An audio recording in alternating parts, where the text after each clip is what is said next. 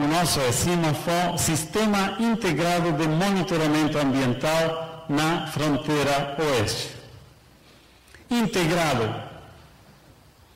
Estamos querendo integrar diversas áreas do conhecimento, diversas áreas da sociedade.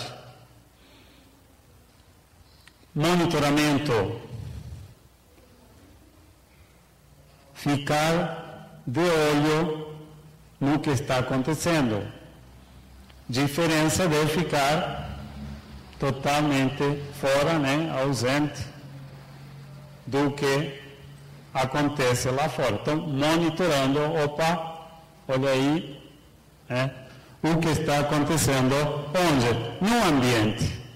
E nós temos o privilégio de trabalhar na região da fronteira oeste, que tem belos recursos naturais, como o Rio Uruguai, uma bacia hidrográfica privilegiada, a bacia hidrográfica do Prata, ou de La Plata, como também chamava, e essa bacia hidrográfica, que inclui até lá Foz do Iguaçu, as belas cataratas, ela é uma das maiores do mundo.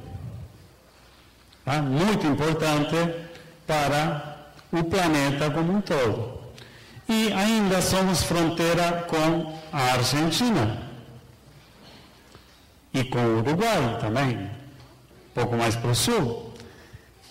Então, isso nos faz duplamente interessantes para o governo federal, porque as áreas de fronteira, durante muito tempo, eram mantidas, digamos assim, congeladas, porque como que tu ia investir naquela área de risco, onde poderia acontecer algum tipo de mudança, de confronto, talvez, que iria, então, de alguma forma, estragar aqueles investimentos. Então, durante bastante tempo, essa região aqui era um silêncio mesmo. Uma região para ficar em paz, tranquilo, não para fazer muita coisa. Mas mudou, o tempo passou, estamos em áreas extremamente pacíficas e hoje o governo federal quer aproveitar toda aquela faixa de fronteiras para se comunicar, para se expandir a sua globalização no mundo que agora vive mais das conexões entre países. Então, por esse motivo, esse tipo de projetos são de interesse, sim, do governo federal. E aqui está em uma situação privilegiada, em vários aspectos.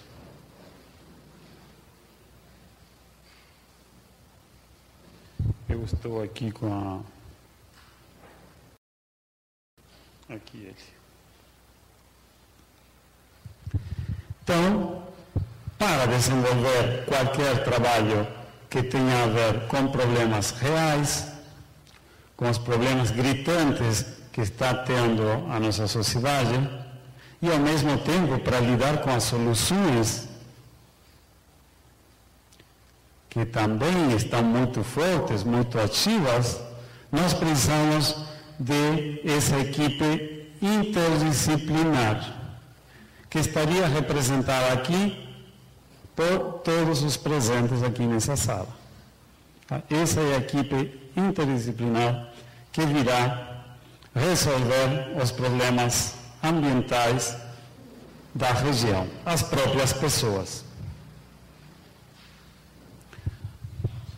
Temos um espaço físico, agora o laboratório, o LAB, que a gente fala com bastante carinho, que é um resultado desse trabalho.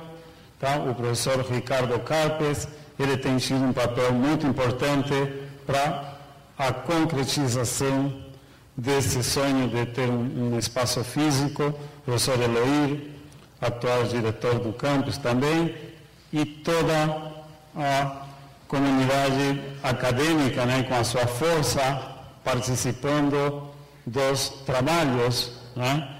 E que com o apoio do governo federal foi se cristalizando, se transformando em realidades, onde hoje nós temos 4 bolsistas profissionais sênior, que podemos falar, bolsistas DTI do CNPq, apoiando diretamente os projetos.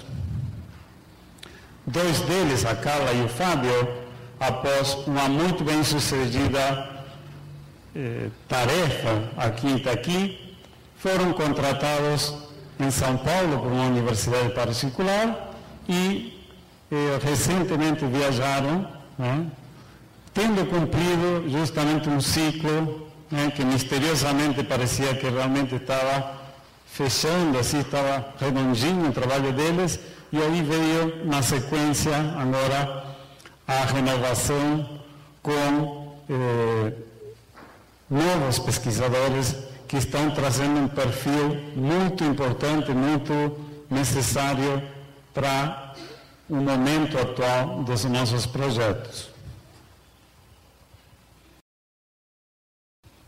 Então, pessoal, o que nós estamos fazendo nesse trabalho, por exemplo, do Sistema Integrado de Monitoramento Ambiental? Percorrer o espaço físico e tentar entender o que está acontecendo. Usando o quê? Usando a ciência, usando os conhecimentos armazenados, acumulados durante vários séculos já, né? Então, obter números, beleza, aí, está poluído esse local. Mas quão poluído ele está? Hoje, se vocês me falam em números, ninguém vai acreditar, né, em uma palavra contra outra. Não, esse lugar não está poluído, não. Olha a aguinha aí, não está tão ruim, tem areia aqui, né? Aqui tem uma areia que é um elemento depurador da água. Não, aqui acumulou por causa de uma chuva, não está poluído não. E aí eu falo, não, olha, eu acho que está poluído esse local. Então, essa discussão, né? E aí um começa a jogar as culpas no outro. Hoje não tem mais necessidade de acontecer. Nós podemos calmamente falar, pessoal, vamos analisar, vamos ver, vamos tirar números daí. Daí que trata esse tipo de projetos, no qual o pessoal do laboratório parte para o campo para pegar amostras em locais conhecidos. Aí, por exemplo, esse aparelho que aparece aí é o quê?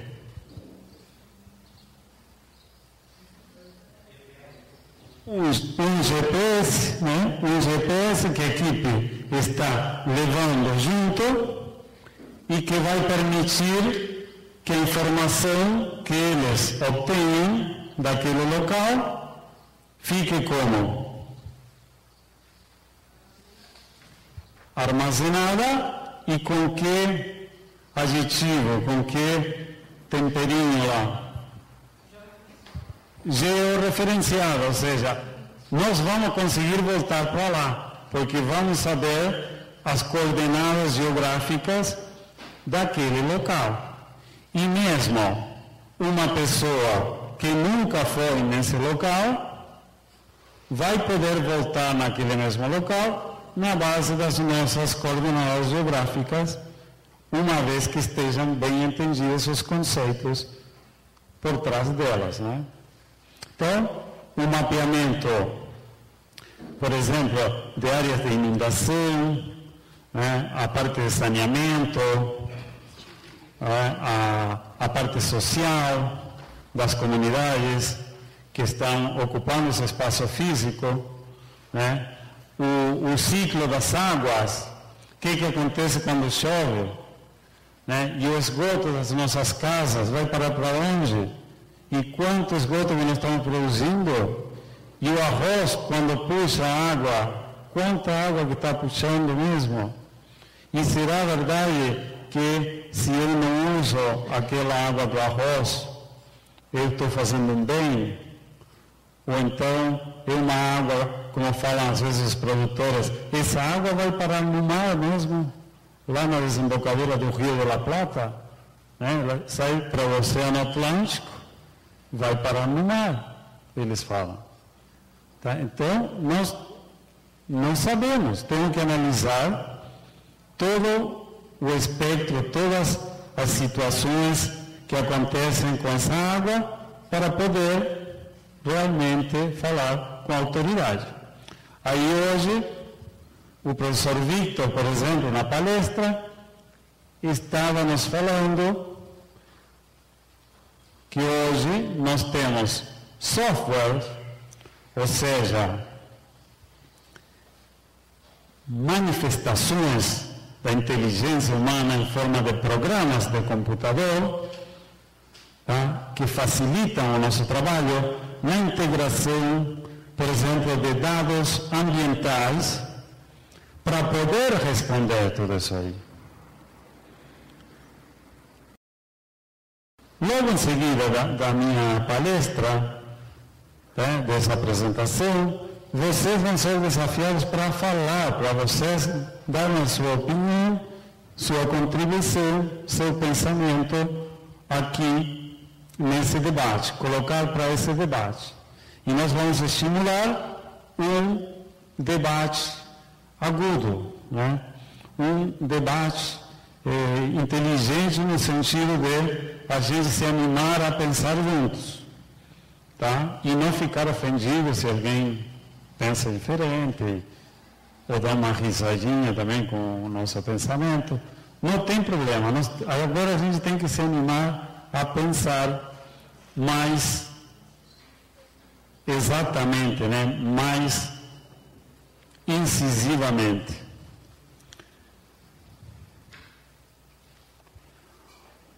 Diagnóstico das diversas atividades que estão acontecendo, tá? Tanto na cidade quanto no campo, e os famosos sistemas de informação geográfica, os famosos SIGs. Isso a gente identificou no projeto. Eu estou colocando todas as ideias que estão sendo já desenvolvidas aqui em Itaqui, mas que precisam avançar e muito, né? É infinito realmente o potencial desse trabalho.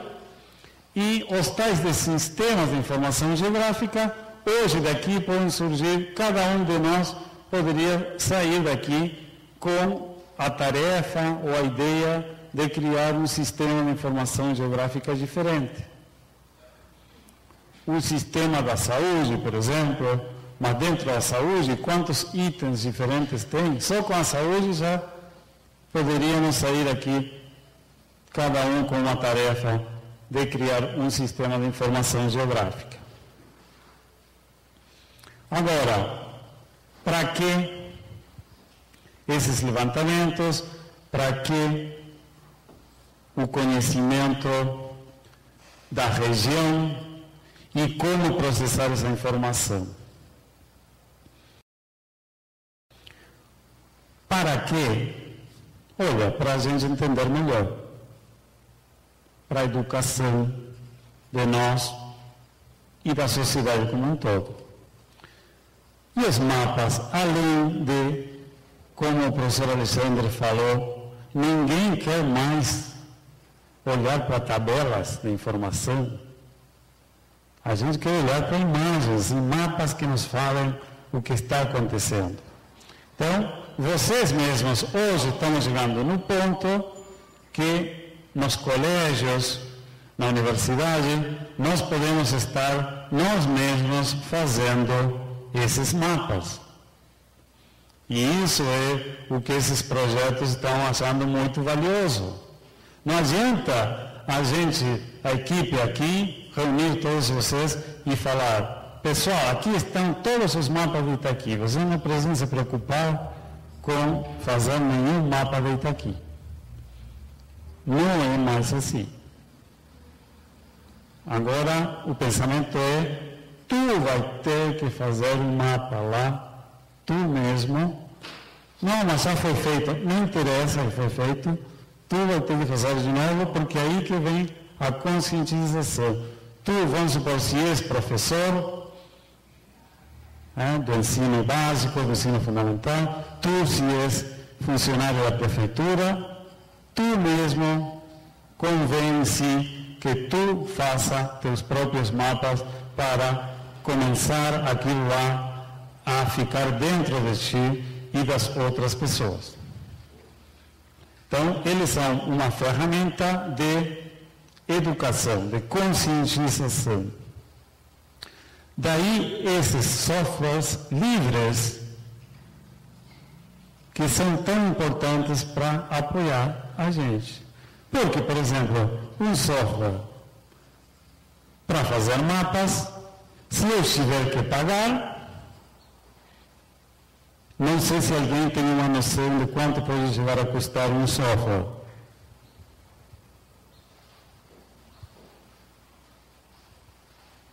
Solta um número.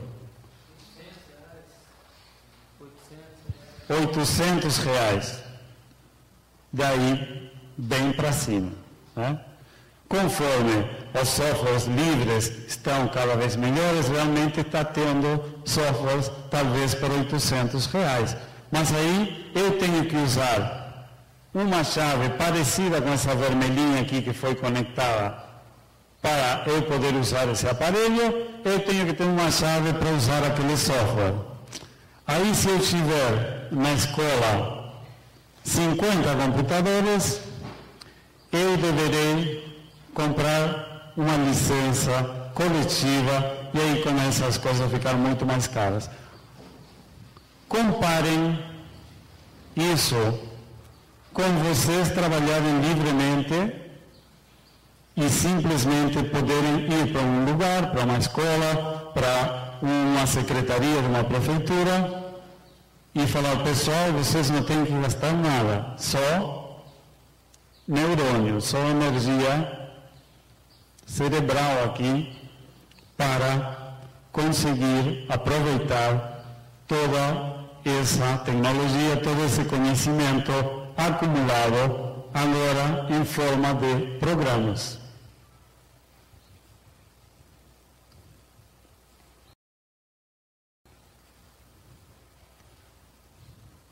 Então, pessoal, diversos aspectos, como análise do uso do solo, a Cassiane estava falando, a pesquisadora Cassiane, dos satélites passando aqui na região. Tem sido muito importante para nós esses satélites, porque embora às vezes tem nuvens e aí o satélite não adianta, porque a fotografia que ele vai tirar da região, ele não vai conseguir atingir o solo mesmo, mas é um grande estímulo, né? E continuará a ser um grande estímulo as imagens de satélite que passam por cada localidade para tanto a administração municipal quanto também a área de educação, as escolas, a própria universidade. Tem essa mágica, está passando o satélite, passa amanhã, vamos todo mundo pegar amostras de água lá no Rio Uruguai, no Cambaí, no Olaria, vamos pegar lá, tirar fotos de como estão as lavouras e daí para frente, né? Porque o satélite vai dar um olhar de cima e nós vamos poder comparar esse olhar com o nosso olhar local. As áreas úmidas, ou wetlands, os banhados. Qual banhado famoso nós temos que não se sabe mais se ainda é banhado, mas que, quem sabe, nós conseguimos trabalhar para recuperá-lo. Qual banhado tem aqui na região? São Donato, né? Que recentemente até teve um acidente. Foi queimado, né? Que contradição, né? um banhado, né, que predominantemente deveria ser água, e ele queimado, né, está já falando por si próprio de um uso da terra um pouco, talvez, digamos assim, passível de melhorias bastante consideráveis, né? Um uso que poderia ser, talvez, aperfeiçoado, né? E a natureza falando, às vezes, né, dando umas dicas de se alguma coisa não está indo bem, acabam acontecendo misteriosos sucessos, né? Então, o projeto Cimafor vem desenvolvendo essas ações. A parte de fotografia de aves está começando a chegar no ponto. Em breve nós estaremos tendo alguns eventos de fotografia, né?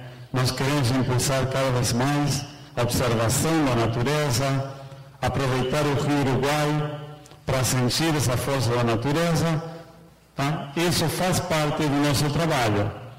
E esse trabalho tem sido desenvolvido em parceria com as colônias de pescadores.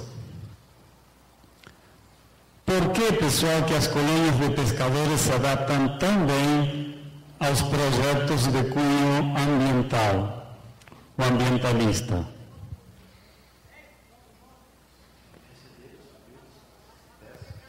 O rio forma parte direta, né, quase da sobrevivência da família, né, através da pesca, por exemplo.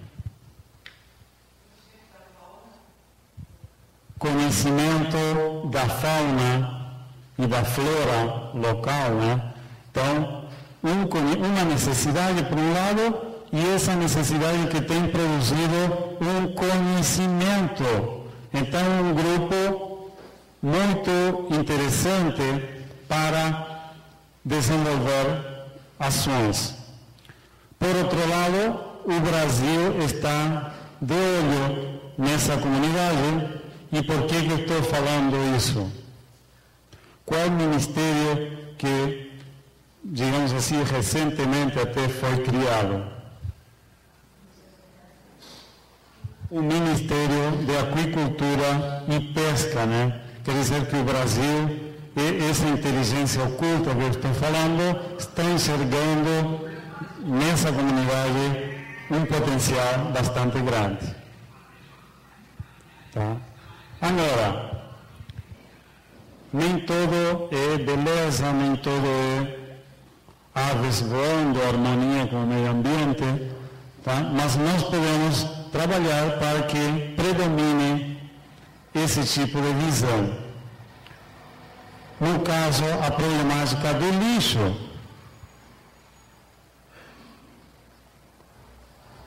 O lixo é um problema em todo que lugar. E Itaqui não está exento desse problema. Porém, o bom da cidade de Itaqui, o que me entusiasma de estar aqui em Itaqui, é as proporções dos problemas.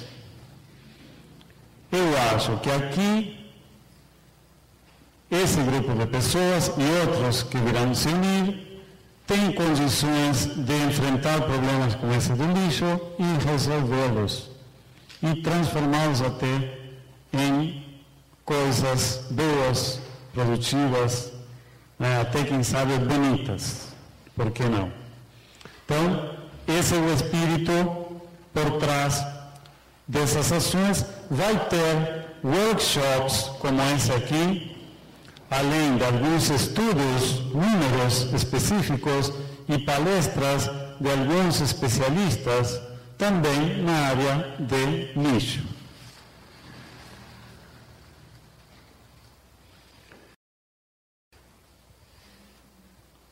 A parte de sistema de informação geográfica e sensoriamento remoto, vocês já perceberam que ela é muito interessante a nível de educação.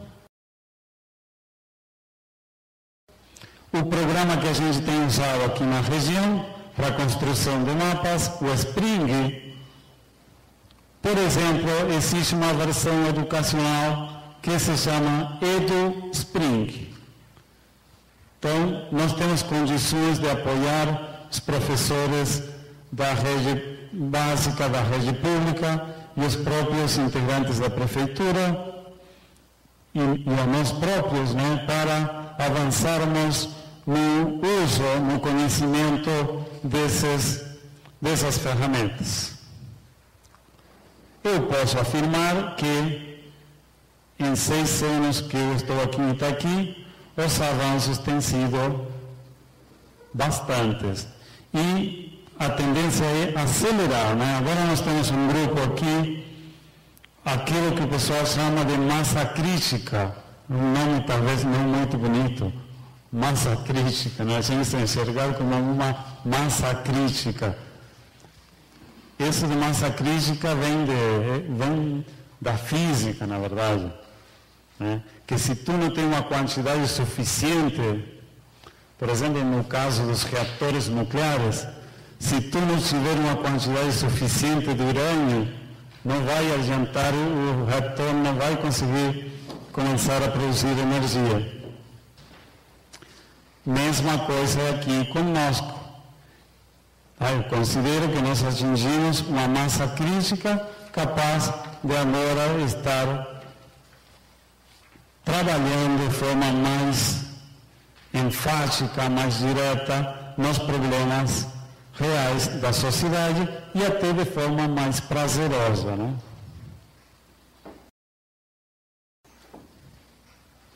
Softwares livres, como já falamos, para vocês poderem fazer seus próprios mapas. Esses são mapas feitos aqui em Itaqui, que mostram as lavouras de arroz. A Cassiane, que é autora desses mapas, ela mostrou hoje como cresceu a lavoura de arroz aqui em 20 anos, tá? Plantada em janeiro. Então, com isso aí vocês podem perguntar, mas por que será que a lavoura de arroz cresceu em 20 anos, né? Aumentou a área plantada aqui nas chamadas microbacias urbanas, na região que capta água ao redor da cidade, aumentou a plantação de arroz. E aí se larga um debate. Por que vocês acham que aumentou, por exemplo?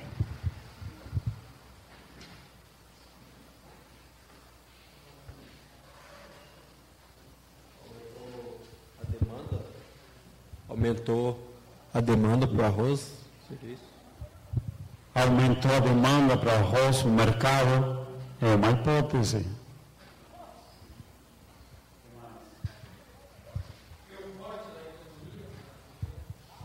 É o forte da economia na região, então talvez os produtores se consolidaram, ficaram mais fortes, né? Quem sabe no início não tinham tanto poder, começaram a ficar esses produtores mais fortes. É outra hipótese, é diferente, né? Estão vendo?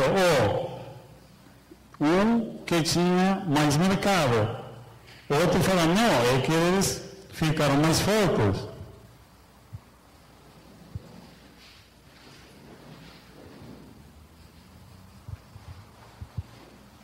Boa tarde, professor.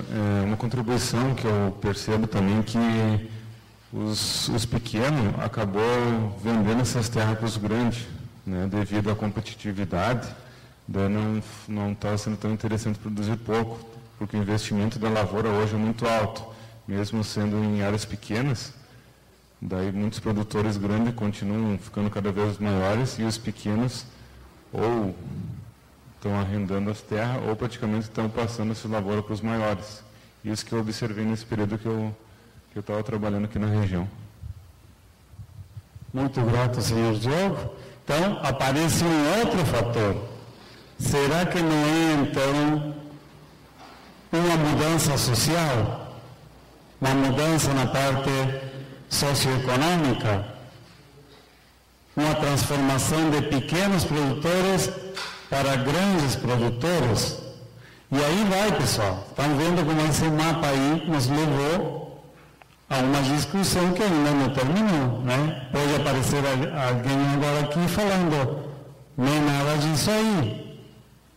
É porque o Rio Uruguai subiu a cota dele. Sei lá, pode aparecer um outro fator inesperado, né, que nós não tínhamos pensado e que pode estar motivando essa mudança. Então, esse é um exemplo de como um mapa pode nos motivar. Imaginem se vocês tivessem construído com seus próprios alunos, com seus próprios colegas, esses mapas e depois estivessem trabalhando em cima deles, discutindo, analisando, né? A riqueza da conscientização com relação ao meio ambiente que a gente estaria atingindo.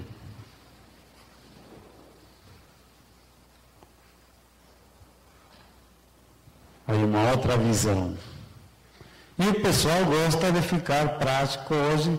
Quem que não gosta, né, de mexer com o computador, de saber fazer uma coisinha a mais, né? Essa simples mudança aí, daí para aí, opa, olha como eu consegui deixar só o arroz lá no mapa, né? Já é motivo de estímulo, né, dentro da cultura do século XXI.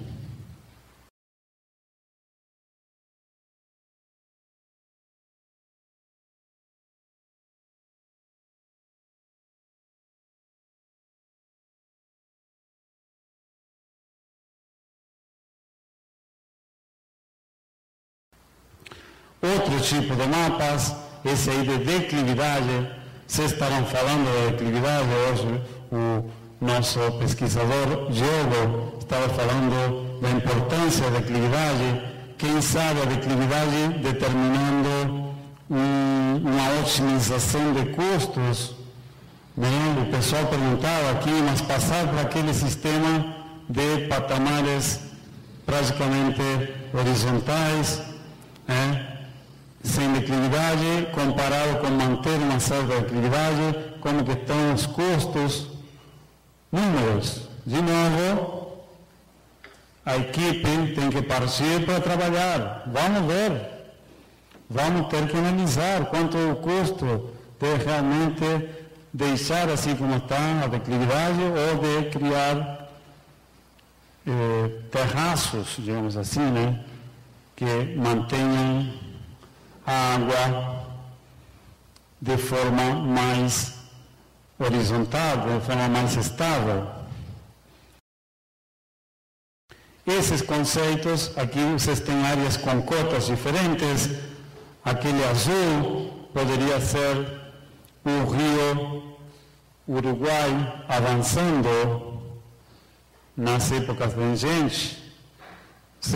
Uma vez que vocês têm um modelo digital, um modelo de alturas da região, uma vez que vocês têm isso, vocês conseguem predizer o que aconteceria se avançasse o rio. Ou, se avançasse até o azul, em uma certa cota. Aí está entre 50 e 55, por exemplo. Já o verde, o rio estaria avançando para uma outra cota, tá? O Itaqui que está por aqui, pode ficar até quase que isolado se o rio avançasse numa cota muito elevada, né? Então, tá, mas alguém pode falar, mas será que esse mapa está certo? Aí entra toda uma discussão, né, da incerteza. E aí partimos para uma série de discussões técnicas que são muito boas. Que são as discussões que a gente não tem como fugir mais. Computador, processamento de dados, conceitos da área de psicologia, não temos como fugir mais. Porque também não é só números. Tem um ser humano, né? Tem um ser humano aí que nesse trabalho aqui nós saímos para monitorar água em pontos.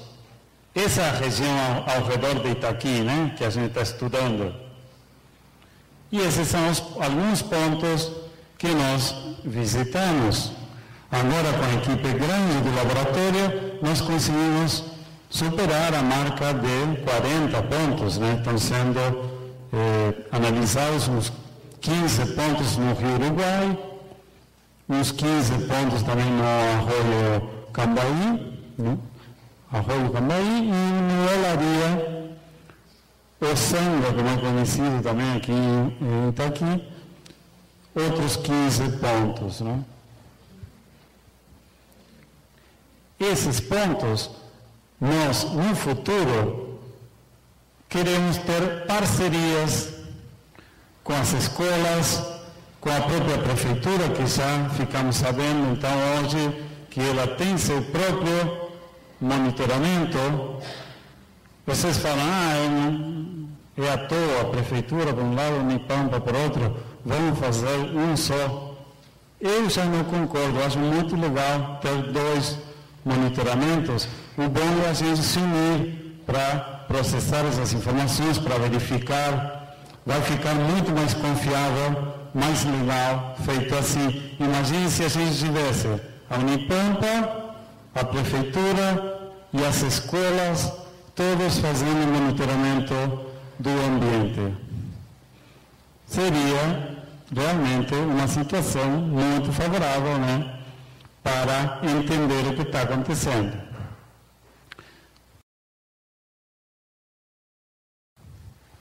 O que nós temos que aprender é a introduzir essas tabelas chatas que o professor Alexandre falava, que ninguém quer mais saber de tabelas, tem que ser introduzidas nesses sistemas de informação geográfica, porque aí, em lugar de eu ficar procurando aqui dentro, que não dá para enxergar nada dentro desses números, ele fala, o que está acontecendo aqui nesse ponto, tic, aí, faz um clique, né? E aí aparecem os valores daquele ou aqueles pontos, né?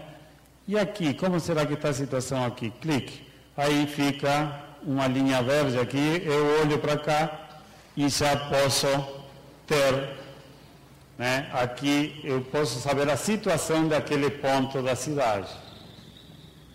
Então, esse tipo de ações é muito gostoso, muito legal, vocês colocarem informações para dentro do mapa. Às vezes pode ser informação, vamos supor, as casas dos alunos numa escola, os domicílios, ou podem ser árvores da cidade.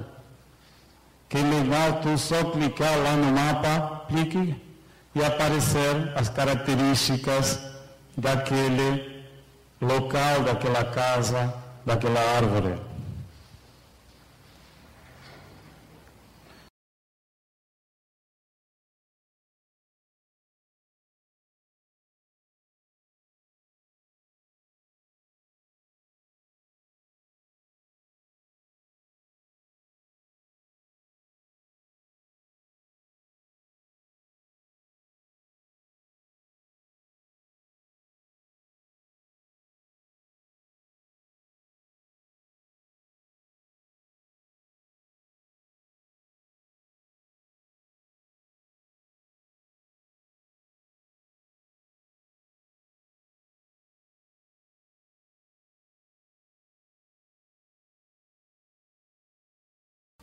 Falando disso, pessoal, a parte de educação à distância.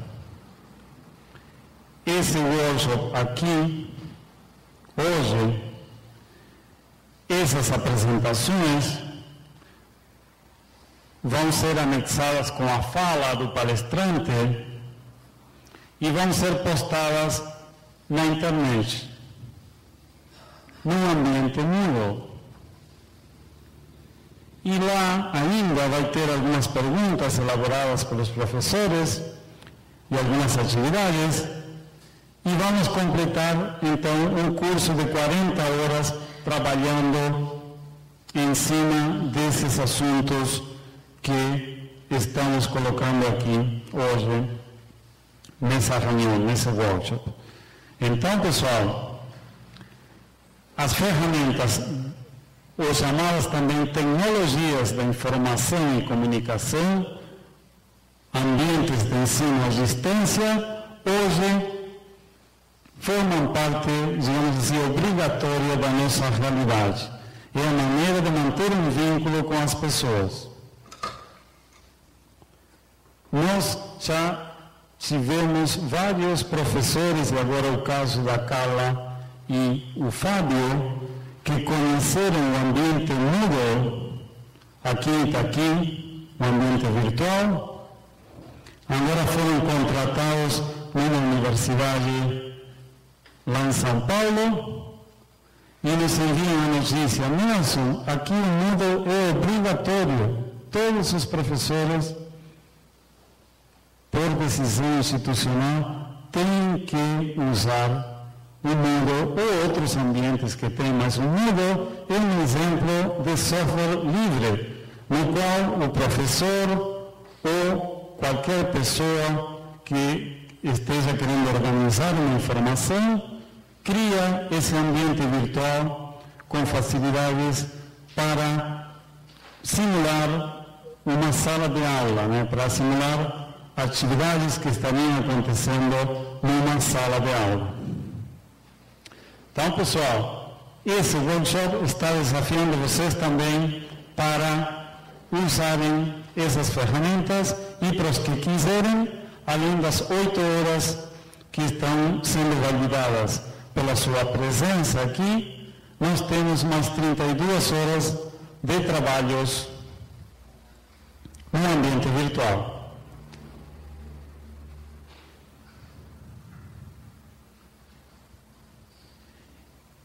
Isso aí, pessoal, é muito bom, porque esse estímulo que vocês ganham com esse dia de trabalho aqui pode ser consolidado com umas horas a mais pensando nesses assuntos. Tá? Então, uma diferença grande entre fechamos agora, todo mundo vai para casa, esqueci do assunto, com vou ficar mais 3 ou 4 dias pensando nesses assuntos. Isso dá uma grande força aos workshops. Tá? Então, por isso que nós estamos reunidos aqui. Tem a ver com esse ambiente virtual a existência de ambientes de formação continuada para professores de ensino básico que estão já criados, porém estão sendo aprimorados até no funcionamento deles, mas que já são uma realidade. Quer dizer, os professores de Itaqui hoje contam com um ambiente virtual permanente de formação continuada para apoiar suas atividades. Se a gente chegar numa escola ou aqui mesmo na prefeitura, vamos supor com uma atividade de monitoramento ambiental, nós temos como dar suporte, temos como organizar que aquilo se transforme numa formação mais aprofundada daquela pessoa e temos, se for um caso de um professor do ensino básico, temos como apoiá-lo para o professor iniciar essas atividades, que às vezes o professor sozinho não consegue dar conta de iniciar um processo novo. Então, pessoal, nós já chegando aqui praticamente no final dessa palestra de trazermos um pouco aqui para o que está acontecendo em Itaqui.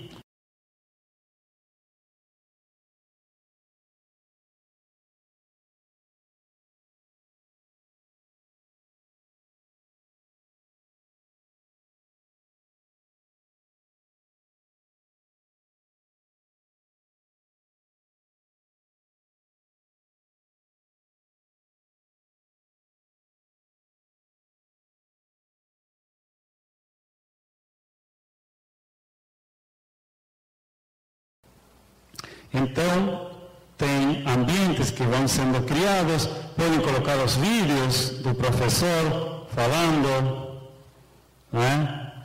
Os vídeos podem ser acessados através de links, por exemplo, não precisa, hoje tem diversos lugares para vocês guardarem videoaulas, tá? E dessa forma pode ser acionado um grande movimento social de monitoramento, de entendimento, né? De atenção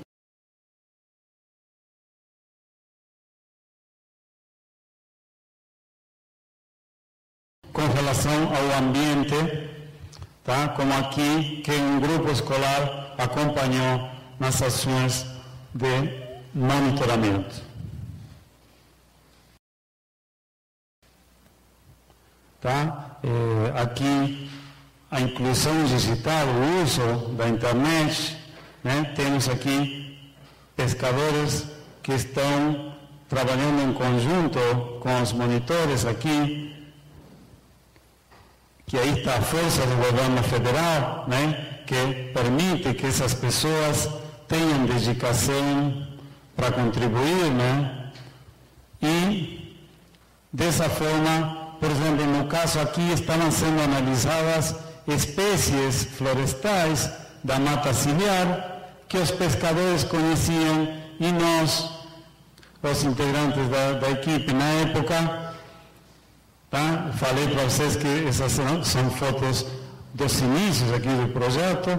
Hoje nós estamos com uma equipe bem mais ampla, tá? E a equipe tem que me trazer as fotos meio prontas, assim, quando surgir uma apresentação de uma hora para outra, assim, nós temos condição de mostrar também o que está acontecendo agora mesmo, nesse momento em Itaqui, que é bem mais avançado em termos de número de pessoas que estavam participando.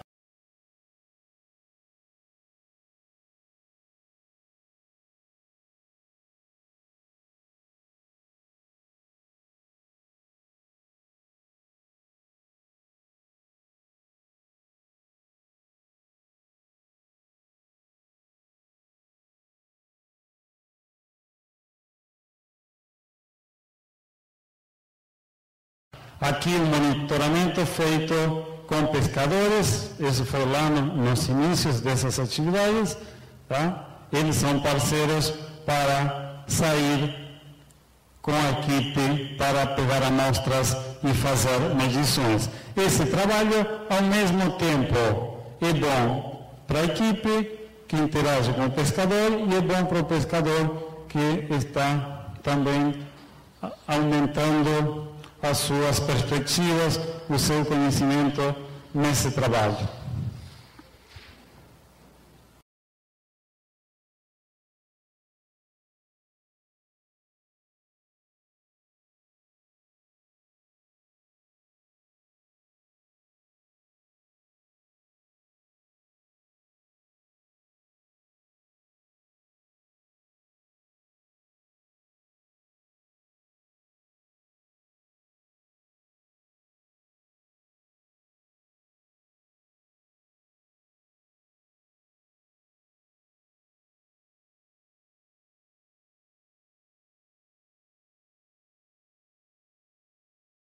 Esse aqui foi digamos assim, um passeio que nós fizemos aqui no barco, aqui que cruza para a cidade de Alvear, né? Que a gente foi até o caça e pesca, paramos os motores no meio do rio, a gente solicitou silêncio para todos os participantes.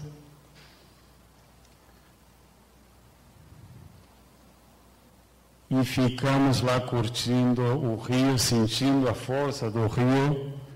E esse tipo de atividades valem mais do que a gente ficar numa palestra teorizando sobre como devemos cuidar da natureza. Claro que as duas coisas unidas é que tem verdadeira força, né? Unir o sentimento com o conhecimento teórico, que é para isso que nós temos séculos e séculos de avanços nos nossos conhecimentos. Então, pessoal, reuniões nas colônias de pescadores que têm acontecido de forma cada vez mais intensa, colônia, associação, todos são bem-vindos para o trabalho nos projetos. Aqui as bactérias também, que, digamos assim, tem muita má fama, mas elas são indicadores também importantes para nós, nos indicam a qualidade do meio ambiente.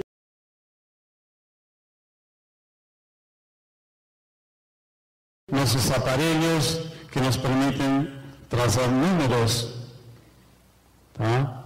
E essa natureza que, através da pesquisa, da inovação do pensamento arriscado, do pensamento diferente, de se animar a fazer diferente, a pesquisa, a inovação está presente nesses projetos todos, tá? Que já foram mencionados aqui, projeto de pesquisa e inovação no arranjo produtivo do arroz, tá? Aí através de parceria com os produtores, em particular com a empresa Pitangueira, nós conseguimos também um primeiro projeto na área de inovação, financiado pelo Ministério de Ciência e Tecnologia, e que é o que nos permite ter os bolsistas DTI, os bolsistas profissionais do CNPq trabalhando conosco. Então, pessoal, agradeço muito a atenção de vocês.